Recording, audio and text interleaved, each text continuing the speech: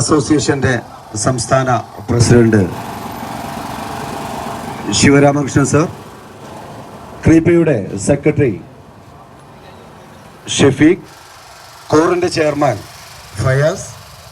റാക്കിന്റെ president Satheesh Kakkat,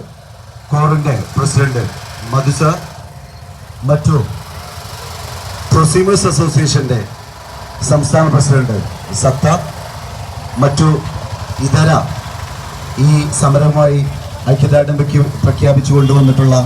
കേരളത്തിൽ ഉടനീളമുള്ള prosumers സംരംഭകര്,